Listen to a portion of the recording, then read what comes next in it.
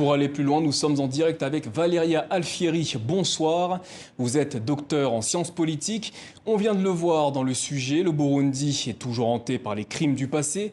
La réconciliation aura-t-elle lieu un jour dans le pays? Oui, bonsoir. Oui, pour me relier à la vidéo qu'on vient de voir, il faut dire que cette recherche des forces communes a été lancée par la Commission vérité et réconciliation, justement, qui est donc en train de faire son travail. Et c'est un travail qui mérite d'être accompli pour redonner une dignité aux victimes des massacres qui ont eu lieu au Burundi ainsi qu'à leurs familles. Mais ce qui me questionne, ce sont plutôt la méthode utilisée, mais surtout la temporalité. Parce que cette commission vérité et réconciliation a été créée en 2000. Nous sommes en 2020 et la recherche des forces communes a été lancée fin janvier 2020, 20 ans après sa naissance. Et a été lancée quelques mois avant les élections nationales qui ont eu lieu au mois de mai 2020.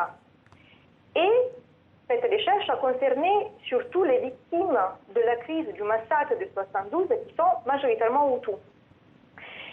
D'où la polémique que cela a engendré au Burundi. Parce que l'argument 72, du massacre de 72, est un argument très sensible qui a causé, qu'on appelle, certains considèrent comme un génocide sélectif des Hutus. Et c'est un drame qui a profondément marqué les esprits des Burundais, surtout Hutus, mais aussi Tutsis à mon avis.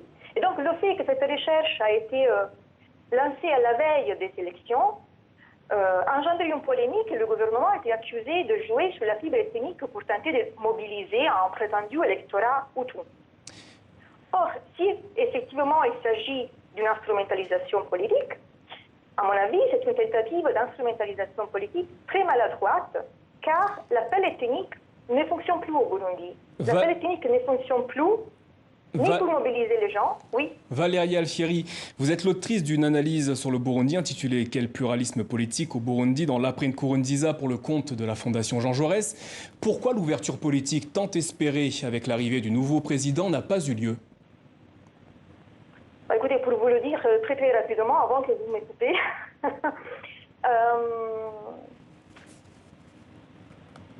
à mon avis, je pense que Ndayishimiye a été considéré par plusieurs comme un homme de dialogue, comme un homme modéré, mais finalement, les espoirs qu'il avait suscités ont été déçus. À mon avis, c'est parce qu'il a décidé d'épouser la ligne conservatrice, la ligne dure du parti, pour une exigence de survie. Il a une exigence de garantir la survie du parti, de préserver les privilèges acquis, et cette exigence fait que le parti se renferme sur lui-même. Parce que toute tentative d'ouverture ou d'innovation ou de changement pourrait raviver des tensions internes, des rivalités internes, et donc du coup ça c'est dangereux pour le parti. Donc épouser une ligne conservatrice signifie d'une certaine manière garantir la survie du parti et donc du coup sa politique se situe dans la continuité de son prédécesseur. Merci Valeria Alfieri, merci d'avoir répondu à nos questions ce soir.